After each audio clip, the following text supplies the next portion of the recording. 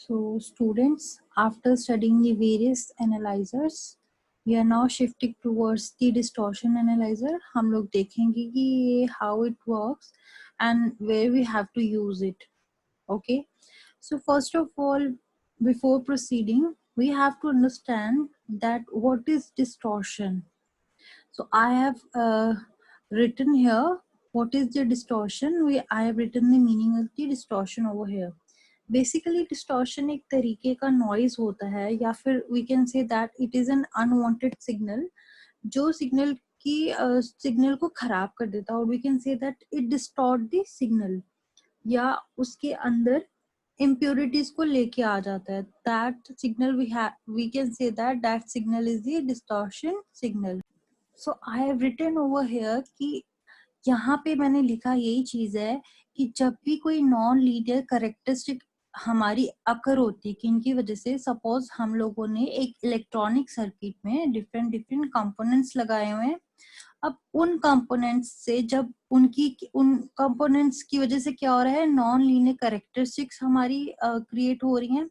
अब उन non linear characteristics की वजह से जो हमारी वेवफॉर्म होती है वो क्या रिजल्टेंट वेवफॉर्म कैसी होती है उसमें कुछ हार्मोनिक्स होते हैं मींस उसमें कुछ डिस्टॉर्शन होती है उसमें कुछ नॉइज होती है अनवांटेड सिग्नल होता है जो हम लोगों को नहीं चाहिए होता. That impurities with that signal is known as harmonic distortion.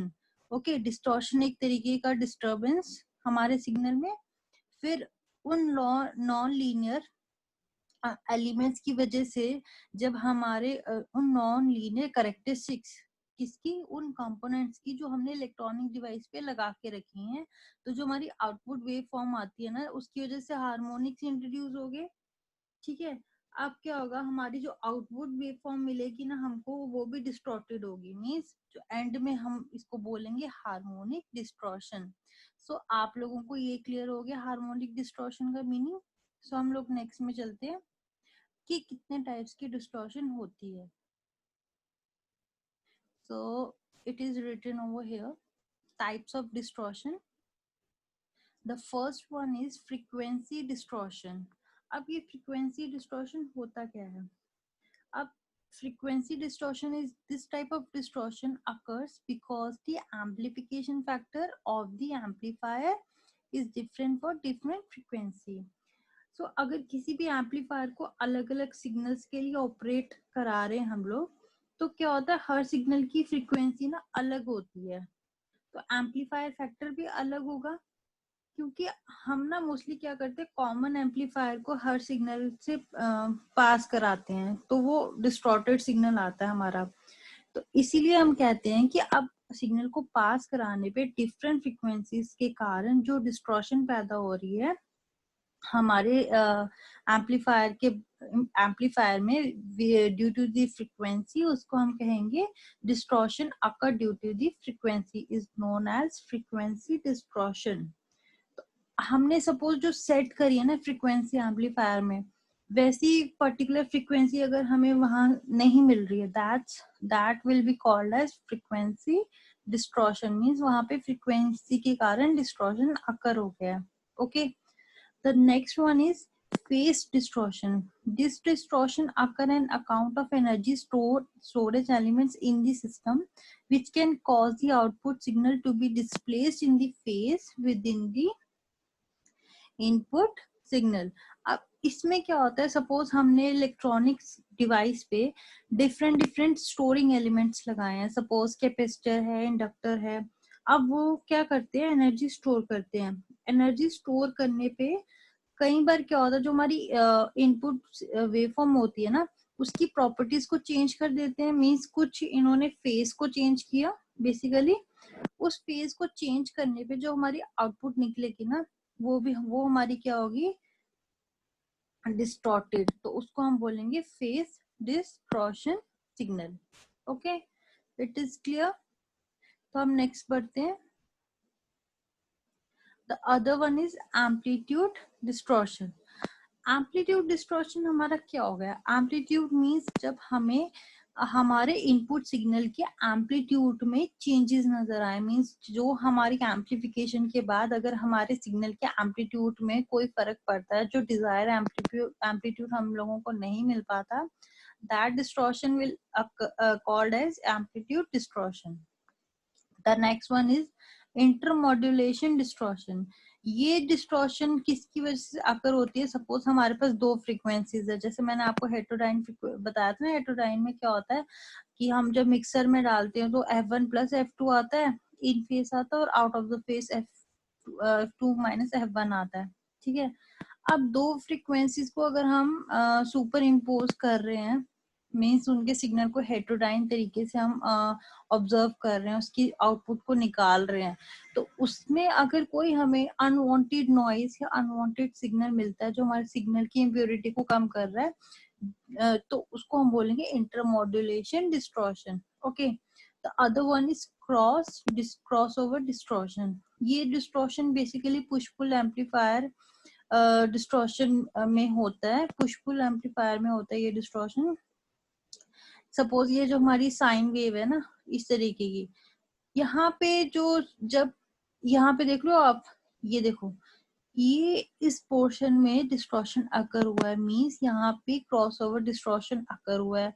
क्यों? यहाँ पे कुछ ऐसी चेंजेस आई हैं, जब सिग्नल हमारा पॉजिटिव से नेगेटिव पे जा रहा है तो उसमें कहीं ना कहीं चेंजेस आ रही है बहुत ज्यादा, तो वो क्या हो गया हमारा डिस्टॉर्शन, क्रॉसओवर डिस्टॉर्शन। ओके, अब हमने वेरियस टाइप के डिस्टॉर्शन देखे, अब we have to move on the other one, that is harmonic distortion analyser. हमारा अब हम इसमें शिफ्ट करते हैं कि बेसिकली होता क्या है।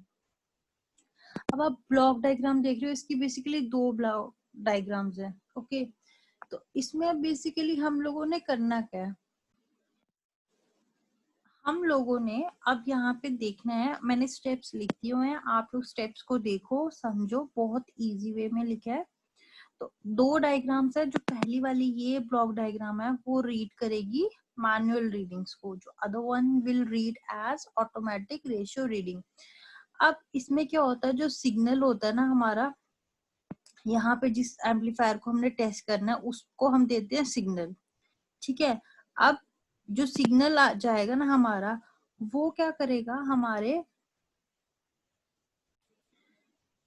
आई मीन टू से दैट यहाँ पे हम लोगों ने जो सिग्नल देना है हमारे एम्पलीफायर को, जो हमारा अंडर टेस्ट में है, वो बहुत ही लो हार्मोनिक डिस्टॉर्शन वाला होगा, मीन्स उसमें बहुत कम डिस्टॉर्शन होगी। ऐसा कोई सिग्नल होता नहीं है जिसमें बिल्कुल कम डिस्टॉर्शन हो या जीरो डिस्टॉर्शन हो, कम डिस्टॉर्शन वाला सॉरी होता है, वही हम लोग इसको देने वाले हैं, हम इस एम्पलीफायर को देंगे जो अंडर टेस्ट में है। अब क्या होगा, this generate harmonics and fundamental frequency. ये एम्पलीफायर क्या जनरेट करेगा, फंडामेंटल एंड हार्मोनिक फ्रीक्वेंसीज को, फंडामेंटल फ्रीक्वेंसीज को जनरेट करेगा। ओके, अब ये जो फंडामेंटल फ्रीक्वेंसी है ये कहाँ जाएगी, आगे नॉच फिल्टर के पास। अब इस फिल्टर का काम क्या है, इस फिल्टर का काम है जो इस सिग्नल ने जनरेट किया ना फंडामेंटल फ्रीक्वेंसीज, इसको इसने रिमूव करना है, रिमूव करके एक बिल्कुल आपको हार्मोनिक फ्री सिग्नल देना है बहुत हद तक, ठीक है। अब इसने रिमूव करना है, इसने क्या करना है, नॉच फिल्टर ने विदाउट इसकी फ्रीक्वेंसीज को, सॉरी फंडामेंटल फ्रीक्वेंसी जो है इसने जनरेट किया उसको रिमूव करके आगे पास ऑन करना है, कहाँ, इंडक्टर की तरफ। ये हमारा SWO स्विच है, ठीक है, सेकेंड पॉइंट पे। अगर एम्पलीफायर डायरेक्टली हम इंडिकेटर के साथ कनेक्ट करेंगे, अगर ये वाला स्विच यहाँ कनेक्ट होके यहाँ जाएगा, तो वो हमारा फंडामेंटल फ्रीक्वेंसीज प्लस हार्मोनिक्स दोनों इंडिकेटर इसके इंडिकेट करेगा। अगर डायरेक्टली नॉच फिल्टर के साथ होके जाएगा, नॉच फिल्टर रिमूव कर देगा इसकी फंडामेंटल फ्रीक्वेंसीज को, विदाउट हार्मोनिक्स ये यहाँ पे इंडिकेट करेगा, ठीक है। ये हमने किया सिग्नल सोर्स, मींस हमारा सिग्नल फीड यहाँ से किया हमने, ठीक है। इस तरीके से हमने सिग्नल फीड किया। एम्पलीफायर ने क्या किया, एम्पलीफायर ने जनरेट की फंडामेंटल फ्रीक्वेंसीज, बहुत ही कम हार्मोनिक का सिग्नल हमने इसको दिया था, इसने क्या किया, फंडामेंटल फ्रीक्वेंसीज को जनरेट किया, और पास ऑन किए नॉच फिल्टर को। नॉच फिल्टर ने रिमूव कर दी इसकी फंडामेंटल फ्रीक्वेंसीज और इस स्विच के थ्रू इंडिकेटर से इंडिकेट करवाएगा सिग्नल विदाउट फंडामेंटल फ्रीक्वेंसीज।